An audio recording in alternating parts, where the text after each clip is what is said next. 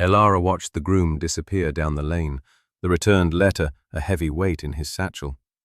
A small, thrilling tremor ran through her, the kind one felt standing at the edge of a great height. For the first time in her life, she had said no. Not with words, which could be debated and dismissed, but with an act of unequivocal refusal. The crisp, sealed envelope, bearing the severe black wax seal of the Duke of Blackwood, was on its way back to him, unopened. It was a declaration of war, or perhaps a declaration of peace. She was not yet sure which.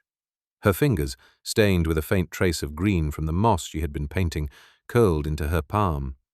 This small house, the dower cottage of an estate that was no longer hers in any meaningful way, had become her sanctuary. After the vast, silent halls of Blackwood Manor, its cosy confines were a comfort. Here, the silence was her own. It was not the crushing, expectant silence of a man she did not know, a husband who was a stranger. She had agreed to the marriage with the weary resignation of a drowning woman accepting a piece of driftwood. Her brother-in-law, eager to be rid of the financial burden of his late brother's widow, had been preparing to marry her off to a man whose breath smelled of sour wine and whose hands lingered too long.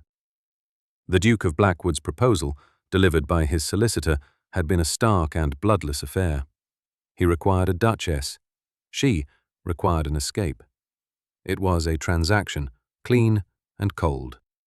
No pretense of affection was offered, none was expected. The 3 months she had spent as the Duchess of Blackwood felt like a dream half remembered. She had drifted through the opulent rooms like a ghost, her presence barely registering. The Duke, Alastair, was a figure carved from granite. He was impeccably polite, devastatingly handsome in a severe classical way, and as remote as a winter moon. They ate their meals at opposite ends of a mahogany table that could have seated 30. His dark eyes would sometimes meet hers across the expanse, but his expression was always unreadable, a carefully guarded fortress. When she had asked to return here, to her quiet life, she had expected resistance. Instead, he had simply inclined his head, his jaw tight. "As you wish, Your Grace," he had said, the title a mockery in the chilling emptiness between them. An allowance would be provided. She would retain the title. In return, she would remain discreet. It was another transaction. She had fled back to her solitude, nursing a strange, unnameable ache that felt suspiciously like disappointment. Now, this letter. After 6 months of perfect, unbroken silence, she could imagine its contents. A summons, a command. A coolly worded instruction regarding some social obligation or another. The thought of it, of his ink on the page dictating her life from a distance, had been intolerable. Returning it was an act of pure, unthinking instinct. She was done being a piece on his board. Elara moved to the window, looking out at the small, wild garden she had begun to cultivate. The sky was the color of a faded bruise, threatening rain. Her heart hammered a slow, heavy rhythm against her ribs. She had poked the bear, and the bear was a duke, a man who, by all accounts, did not suffer defiance lightly. The terror was beginning to eclipse the triumph. She wrapped her arms around herself, the memory of their life together returning in sharp, unwelcome fragments. It was the coldness that she remembered most vividly. Not a cruel coldness, but an indifferent one, like the chill of a cathedral. He was a presence, immense and immovable, but he was not a companion. And yet, her mind, traitorously, supplied other memories. The small, contradictory moments that had unsettled her. There was the evening, a week into their marriage, when Lord Ashworth had made a thinly veiled, malicious remark about her reduced circumstances at a dinner party. Before she could even summon a polite retort, the Duke's voice, quiet and deadly, had sliced through the chatter. "Lord Ashworth," he had said, his eyes like chips of ice. "I find your observations on my wife's history to be as poor as your taste in claret. I suggest you refrain from offering either in my home again." The table had fallen silent. Ashworth had turned a mottled red. Alastair had not looked at her, simply returning to his meal as if nothing had happened. But she had felt the shield of his power around her, an unexpected and deeply confusing sensation. Then there was the library. She had been searching for a book on horticulture, a small passion she had nurtured in private. The Blackwood Library was a magnificent two-story cavern of leather and paper, but it was organized with a logic that eluded her. She had mentioned her frustration in passing, a throwaway comment to the housekeeper. The next afternoon, a first edition of Curtis's Botanical Magazine, exquisitely illustrated, was sitting on the small writing desk in her private sitting room. There was no note. When she had tried to thank him at dinner, he had merely given a curt nod, his gaze fixed on some point beyond her shoulder. "The library is at your disposal," was all he said, his tone flat, discouraging further conversation. Her fingers tightened on the windowsill. The gesture had felt personal. It was a crack in the marble facade, a glimpse of something other than cold duty. But his immediate retreat into impenetrable silence had made her doubt her own perception. She had told herself it was a coincidence, a whim of a wealthy man indulging his new duchess. To believe otherwise was to invite a hope that would surely be crushed. The most unnerving memory was also the quietest. They had been in the gallery, a long, echoing space filled with portraits of his ancestors. A sudden rainstorm had broken, the drumming against the tall windows filling the silence between them. He had been standing before a portrait of his mother, his back to Ilara. She had been about to slip away, to leave him to his private thoughts, when he spoke, his voice low and rough. She was terrified of storms. It was the first personal detail he had ever offered, a tiny, precious crumb. She had taken a hesitant step closer, her breath catching in her throat. My father. He did not understand it. He had turned then, and for a fleeting second, the mask was gone. She saw not the Duke of Blackwood, but a man haunted by a profound and ancient loneliness. His eyes were dark pools of sorrow. Then, as if realizing his exposure, he had blinked. The shutters came down. The Duke was back. "Forgive me," he had said, his voice once again formal and distant. A momentary lapse. He had then turned and walked away, leaving her standing alone in the echoing gallery, her heart aching with a sudden, sharp empathy. These were the memories that made the returned letter feel so dangerous. He was not a simple man. He was a man of contradictions, of cold surfaces and hidden depths, and she had just thrown a stone into those depths. She had no idea what ripples would result. The day bled into a tense, watchful evening.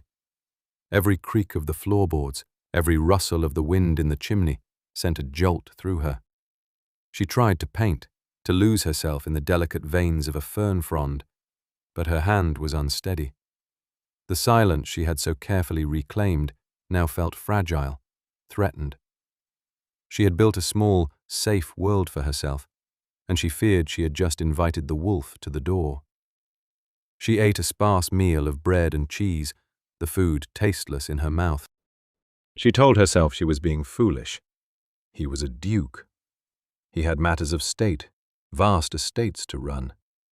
He would not trouble himself over a single, unopened letter from a wife who was a wife in name only. He would be annoyed, perhaps, even angry, but he would dismiss it. He would dismiss her. It was what he had always done. Section, but as darkness fell, a deeper, more primal fear took hold. The tremor from the morning returned, but this time it was not thrilling. It was cold. She had lived her life by the rules of others, a pawn in the games of men, her first husband, her brother-in-law, the Duke. Returning that letter had been her first move, the first time she had ever asserted her own will against a powerful man. She had no experience in this kind of warfare, and he had a lifetime of it. The sound came after midnight, when the wind was howling and the rain was lashing against the windows in a furious rhythm. It was a sound that did not belong here, in her quiet corner of the world. The frantic, desperate thunder of a horse being ridden at a gallop. It grew louder, closer, until it stopped abruptly outside her very door. Ilara's heart leaped into her throat. She froze, her hand clutching the book she had been failing to read. No one ever came here, certainly not at this hour, in this weather. There was a heavy silence, broken only by the panting of the horse and the storm. Then, a fist hammered against the door, 3 hard, commanding raps that shook the entire cottage. She did not need to ask who it was. She knew. The sheer force of the knock, the raw impatience in it, could only belong to one man. Alistair, the Duke of Blackwood. He had come. For a long moment, she could not move. Her limbs turned to lead. Her mind raced. What did he want? What could she possibly say? The image of him from her memories, cold, controlled, impassive, warred with the violent sound of his arrival. This was not the man who sat in silent judgment at the far end of a dining table. This was something else entirely, something wild and undone. Another series of blows fell upon the door, louder this time, more insistent. "Elara!" His voice was a raw shout, torn by the wind, but it carried his fury, and something else she could not name. Desperation? Her loyal servant, Martha, a woman who had been with her for years, appeared in the doorway of the small sitting room, her face pale, a shawl clutched around her shoulders. "My lady," she whispered, her eyes wide with fear. Ilara found her breath. She had made this choice. She could not hide from it now. "It is all right, Martha," she said, her own voice surprisingly steady. "I will see to it." She handed the book to the older woman and walked towards the door, her every step deliberate.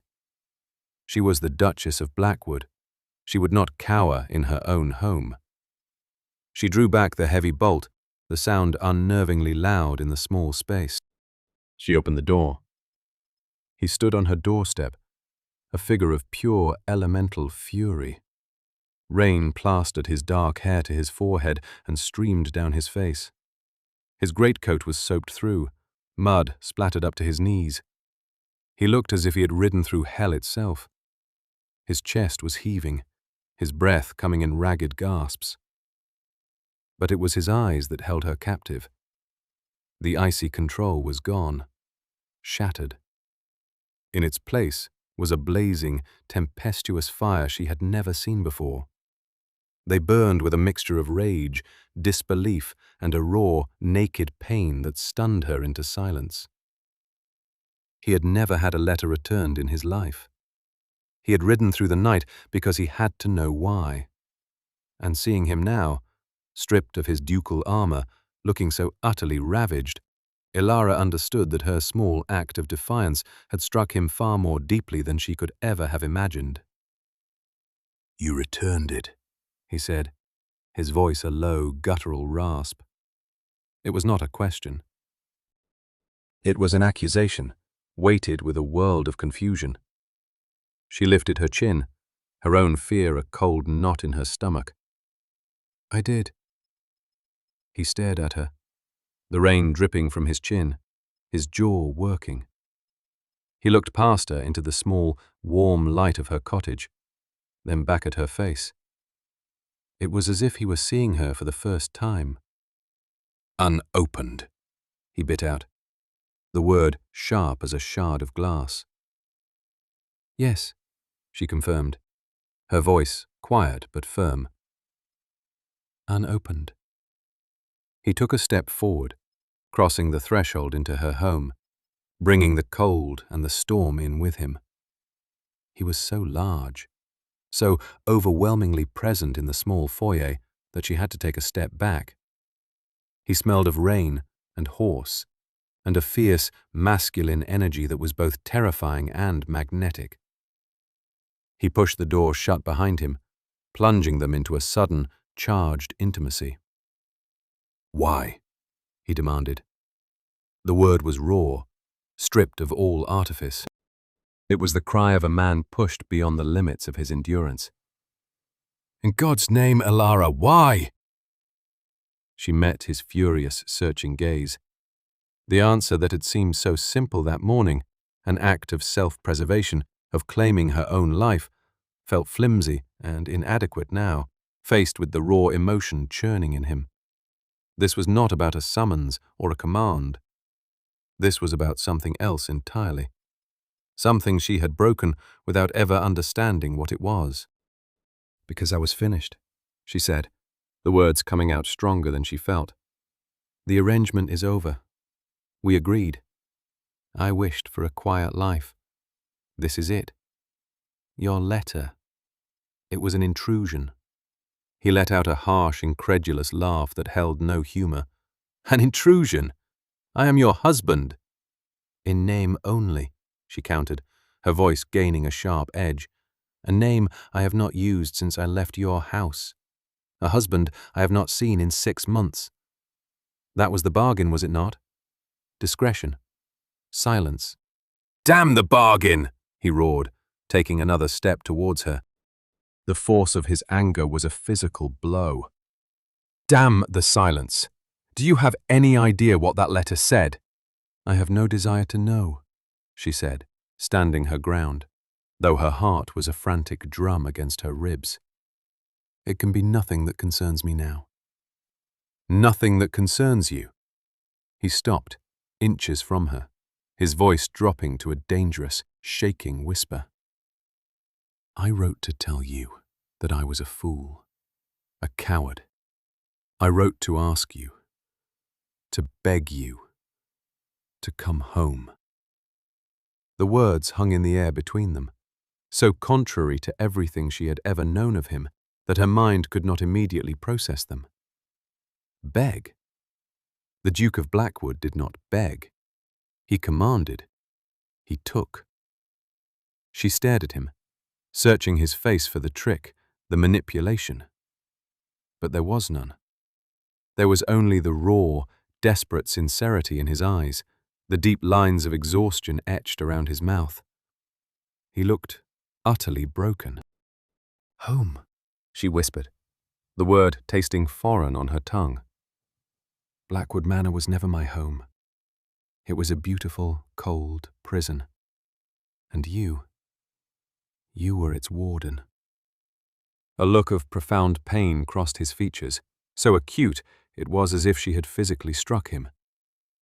"Is that what you thought?" he asked, his voice hoarse.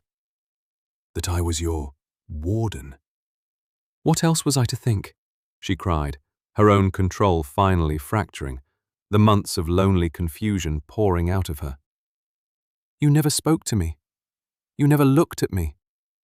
I was a piece of furniture in your house, a necessary acquisition to secure your line. You made it perfectly clear that my presence was a duty, not a pleasure." "Because I was terrified," he confessed, the words ripped from him. "Every moment I was in the same room as you, I was terrified." Elara could only stare, bewildered. "Terrified? Of what? You are the Duke of Blackwood. Men twice your age fear you." "I was not terrified of them," he said, his gaze intense, pinning her in place. "I was terrified of you, of what I felt for you, of what I have felt for you for 10 years. The world seemed to tilt on its axis. 10 years. The number was nonsensical. She had not even known him 10 years ago. They had met for the first time when his solicitor had called upon her, a formal meeting to discuss the marriage contract. "You are not making any sense," she breathed, shaking her head. "We have never met before the marriage." "We did," he said, his voice thick with emotion. "You did not see me." But I saw you. It was at the Mayfair exhibition, 10 years ago. You were standing before a collection of watercolors, arguing with your father. You wanted to study art. He wanted you to marry Lord Ashworth's vapid son. You were 17, and you were magnificent. You were defiant and brilliant and alive. He took a ragged breath, his eyes lost in the memory. I was there with my own father, a miserable duty. I was 22, already drowning in the expectations of the dukedom. And I saw you. You were sketching in a small notebook, a wildflower you had tucked into your glove. And in that moment, nothing else mattered. I knew I had to know you. Elara's mind flew back, a dizzying, chaotic rush. She remembered that day. She remembered the argument with her father, the crushing disappointment when he had dismissed her artistic ambitions as a childish fancy. She remembered the wildflower, a common field poppy. But she had no memory of him. "But you never spoke to me," she whispered, her throat tight. "I was a coward," he admitted, the words tasting like ash in his mouth. "I heard my father talking to yours. An alliance was being discussed. I was to be offered to your older sister, and you were to be for Ashworth. I was trapped. I did nothing. I stood there and watched my one chance at happiness be negotiated away." He closed his eyes, a muscle jumping in his jaw. "A week later, your engagement to a different man, a baron, was announced. And I buried myself in my duties. I became the man everyone expected me to be. Cold, ruthless, the Duke of Blackwood." He opened his eyes again, and the sheer, undiluted agony in them stole her breath. "For 9 years, I watched you from afar. I learned of your unhappy marriage. I learned of your husband's death. I learned of your brother-in-law's plans to sell you to the highest bidder. And I was still a coward. I had built these walls around myself for so long, I no longer knew how to tear them down. So the marriage, our marriage," she trailed off, her mind reeling. "It was the only way I knew," he said, his voice cracking. "It was a clumsy, desperate act of a man who understands strategy and power, but not this." He gestured vaguely between them. "I thought, if I could just have you under my roof, I could protect you. I thought giving you my name, my fortune would be enough. I did not know how to give you my heart. I did not think you would want it. Every cold dinner, every aborted conversation, every moment of impenetrable silence was suddenly cast in a new, heartbreaking light. It was not indifference. It was fear. It was the terror of a man who had loved her for a decade and was convinced he was unworthy of being loved in return. The book of botanical illustrations was not a whim. It was a desperate, silent offering. His defense of her against Lord Ashworth was not ducal pride. It was the raw instinct to protect the woman he loved. The moment in the gallery was not a lapse. It was a crack in a dam that was about to break. "When you asked to leave," he continued, his voice barely a whisper, "I thought it was because you were disgusted by me, repulsed. And I let you go, because I would rather live in an empty house than force you to live in a prison. It was the only gift I thought I could give you, your freedom." He finally looked down at his hands, which were clenched into white-knuckled fists at his sides. "These past 6 months have been a torment. The silence was not a relief, Elara. It was a judgment. The letter. I spent a week writing it. 100 drafts. All I wanted to say was that I was sorry, that I loved you, that I have always loved you. And I wanted to ask if you would ever consider starting again. He looked up at her, his face stripped bare of all its ducal authority, leaving only the vulnerable, lonely man beneath. When it came back, unopened, I thought I had lost you for good. I thought you hated me so much you could not even bear to read my name. I did not sleep. I just rode. The confession settled in the small room, profound and devastating. The storm outside seemed to recede, the world narrowing to the space between them. Elara felt a wave of empathy so powerful it nearly brought her to her knees. She saw him not as the cold, powerful Duke, but as the 22-year-old boy, trapped by duty, watching the one bright thing in his world be given to another. She saw the years of lonely longing, the quiet desperation that had led him to this disastrous, clumsy marriage of convenience. All her anger, all her resentment dissolved like mist. In its place was a deep, aching sadness for the years they had lost, for the misunderstandings that had festered in the silence. He had built her a gilded cage, not to trap her, but because he was so trapped in his own that he didn't know how else to love. "You were wrong," she said softly. He flinched, expecting the final, killing blow. "I know," he rasped. "No," she clarified, taking a small, hesitant step towards him. "You were wrong about me. I did not leave because I was disgusted by you." Her own confession felt terrifying, a leap into an unknown abyss. "I left because I was beginning to feel something for you, and I thought I was a fool." His head snapped up, his eyes wide with disbelief. "What?" "In the silence," she explained, her voice trembling slightly, "I started to see things. Small things. The way you would pause by the door of the music room when you thought I was not aware, listening to me play. The book you left for me. The way you defended my honor. I saw cracks in the marble, and I found myself hoping. I began to watch you too. And I saw a man who was profoundly lonely." She reached out, her fingers trembling, and gently touched the back of his hand. His skin was icy cold. He flinched at her touch but did not pull away. He stood, perfectly still, as if he were afraid to breathe. "I told myself I was imagining it," she went on, her gaze holding his. "I told myself that to hope for more from the cold Duke of Blackwood was the height of folly. I convinced myself that the distance between us was a chasm you had no desire to cross. So I left. Not to escape you, Alistair, but to escape the hope that was beginning to hurt too much." His name on her lips, spoken for the first time with tenderness, seemed to undo him completely.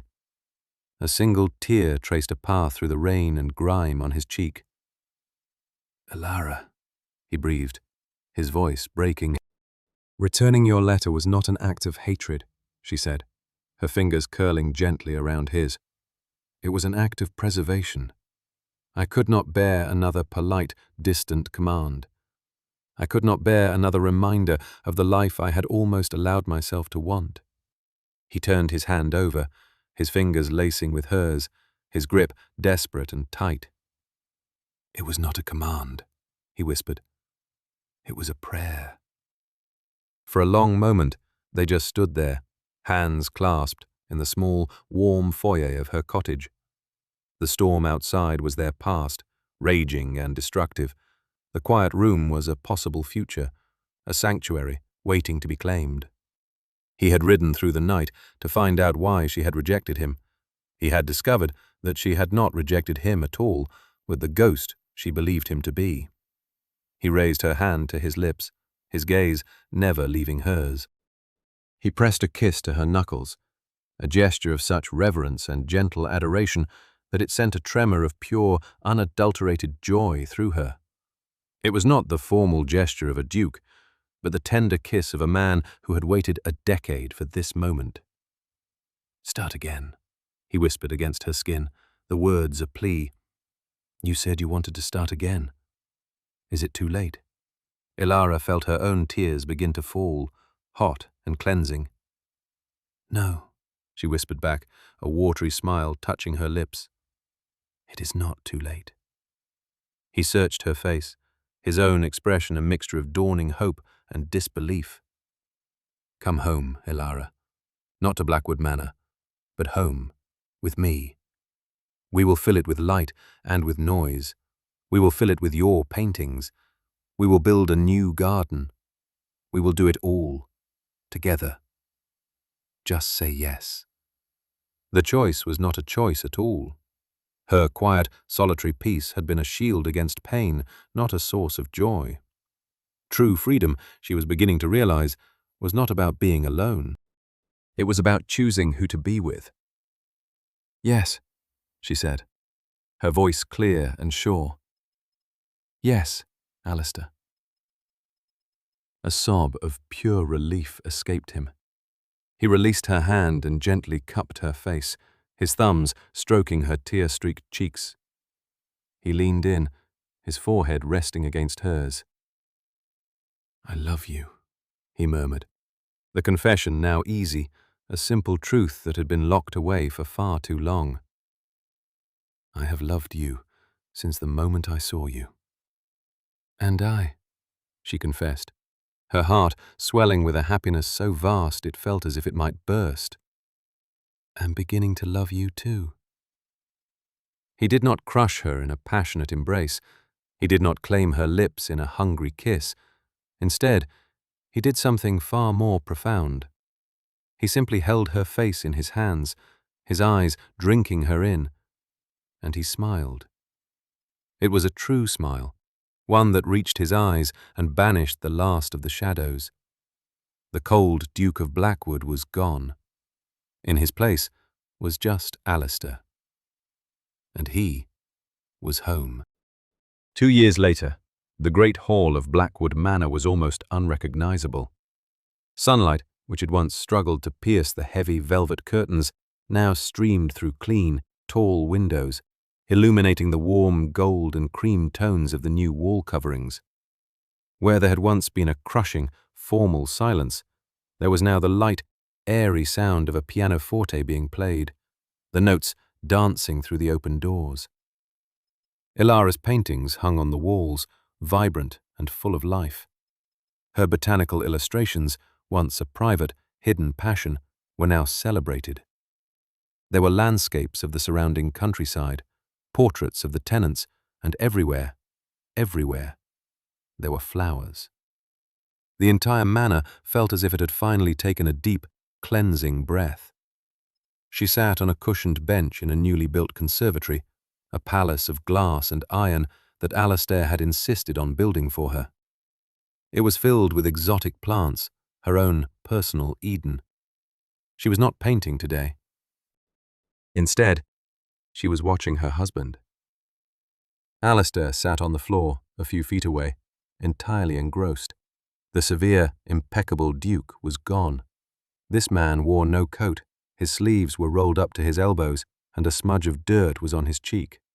In his lap sat their son, a small boy of 10 months with his father's dark hair and his mother's curious eyes.